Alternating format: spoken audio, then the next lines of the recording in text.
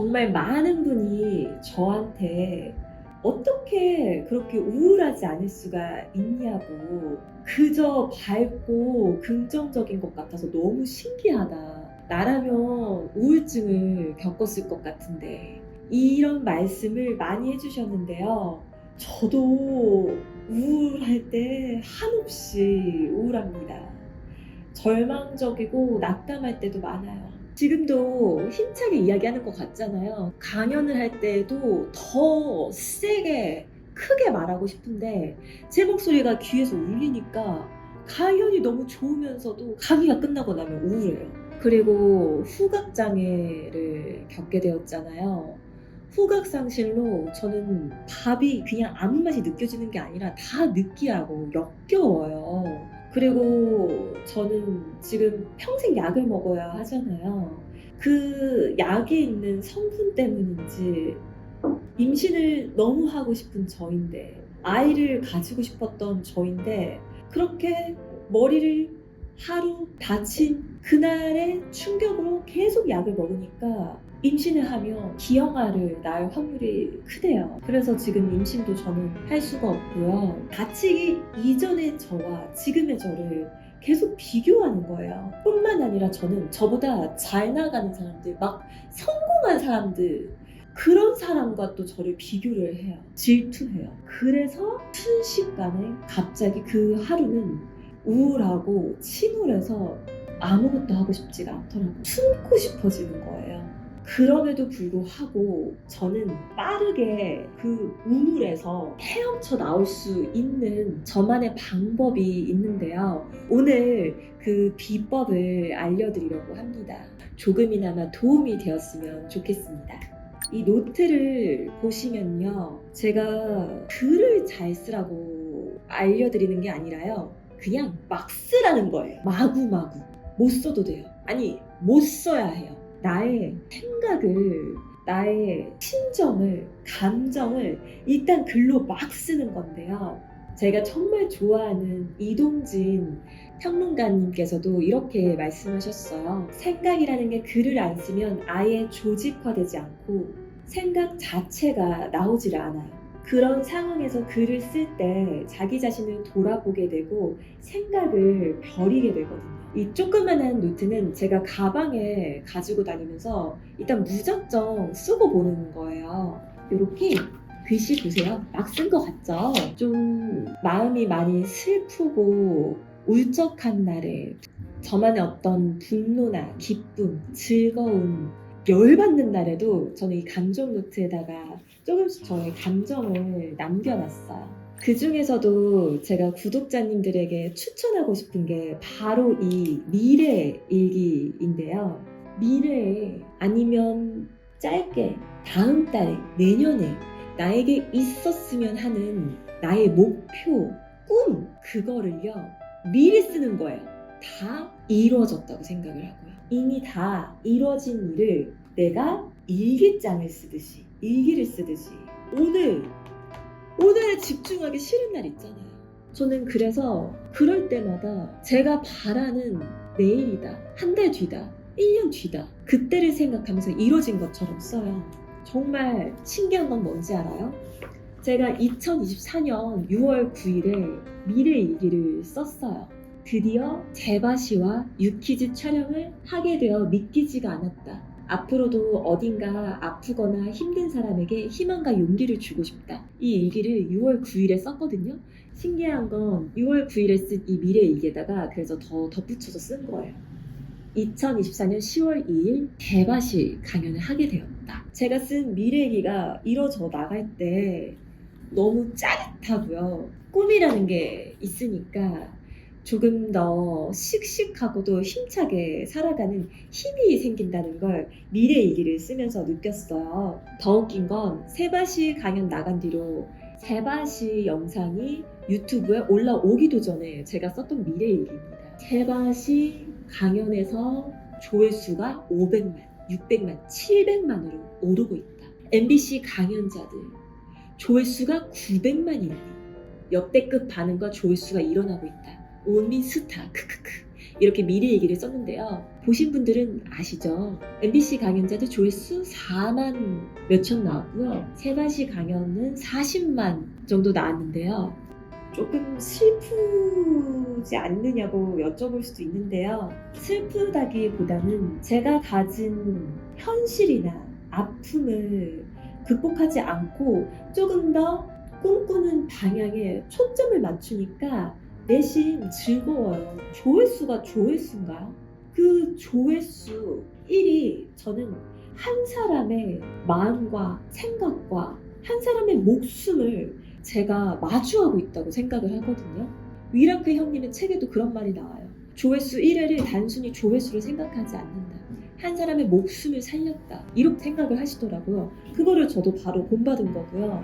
그런 꿈을 잃지 않는 건 저의 미래 얘기를 저는 보면서 잃지 않는 겁니다. 나만의 바라는 꿈과 목표가 있다면 그걸 적으세요. 왜냐하면 뇌는 여러분 시각에 가장 또 강하게 반응하는 것이기도 하기 때문입니다. 저는 저의 꿈을 생각으로만 가지고 있지 않아요. 이렇게 글로 쓰고 그걸 눈으로 보고 또 봐요. 저도 의사 선생님의 말씀만 들었을 때 처음에 암담했어요. 제가 어떻게 다시 말을 잘할 수 있을까? 언어장애, 실어증 환자, 그거에만 초점을 맞추지 않고 제가 바라는 사람들을 저는 미래일기에 적었던 거고요. 그 와중에도 내일, 다음 달, 내년 바라는 나의 무언가가 있을 거 아니에요. 그거를 미래일기로 들어가서 쓰세요. 지금 그날인 것처럼 내가 다 이뤄낸 그날인 것처럼 그때의 이입을 해서 상상을 하면서 그때의 마음에 적셔진 채로 쓰는 거예요. 그러면 너무 행복해지더라고요. 2024년 6월 2일 나는 건강해진다. 기적적으로 살아간다. 2024년 6월 4일 나는 언어에 말하기에 있어서 뛰어난 사람이 될 것이다. 아니 이미 뛰어난 사람이다. 2024년 6월 6일 미라클과 함께 걷는다. 제가 지금 바라는 사항을 저는 이렇게 또 다시 한번 글로 적는 거예요. 한국판 웨스턴 실업증 검사에서 일반인들이 나오는 점수보다 너는 낮게 나오는데 뇌 가소성 시기 끝난 것 같은데 3개월에서 6개월 동안 뇌 가소성 시기라며 나 그럼 그거 지났는데 계속 노력한다고 나아질까? 자꾸 그렇게 생각을 하면서 우울함에 빠져드는 게 아니라요. 일단 선언하는 거예요. 아니 이미 나는 뛰어난 말하기 강사다. 적어버려요. 일단 적어버리는 거예요. 그러면 나의 마음가짐과 태도가 달라집니다. 제 목표에 더 집중을 하게 되더라고요. 오늘은 내가 더 유독 힘든 거에 아픈 거에 집중할 것 같다. 내가 꿈꾸는 다음 달, 다다음 달, 내년에 미래를 쓰는 미래일기 추천하고요. 또는 그냥 이렇게 조그만 노트 가지고 다니면서 나의 생각과 감정을 마구잡이로 써버리는 거예요. 요즘 제가 제일 우울한 부분은 후각상실이 된 저의 현실인데요. 대학병원에 갔을 때는 과거에 좋아했던 향을 맡으면서 그 향을 떠올리라고 하더라고요.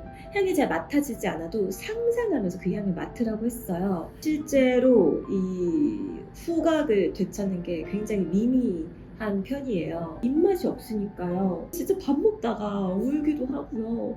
배가 고픈데도 먹기가 싫으니까 막 눈물이 나요. 그래서 좀 더 확실하게, 강렬하게, 명료하게 후각 훈련을 해보고 싶은 거예요. 후각을 되살리는 전문 후각 치유 키트인 아로마 케미를 그래서 발견하게 되었는데요.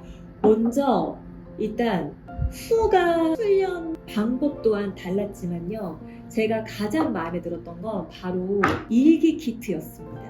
단순히 후각을 자극하는 다양한 향이 포함된 게 아니라요. 일기를 써야 되는 거예요. 산책하면서 이 향을 맡도록 훈련을 시키거든요. 후각 훈련하면 떠오른 잊고 있던 기억이 있는가? 나의 인생 가치관과 부합하는 의견이나 행동했는가? 기분은 어떠한가? 자신을 위해 친절한 행동을 했던 것은 무엇이었는가? 뭐 이런 질문들이 매일매일 쏟아져요. 그러니까 저는 단순히 후각 훈련을 딴 생각하면서 맞고 끝내는 게 아니라 저의 기억을 떠올리면서 일기를 쓸 수 있었는데요. 생강차 같은 향기가 나는 거예요.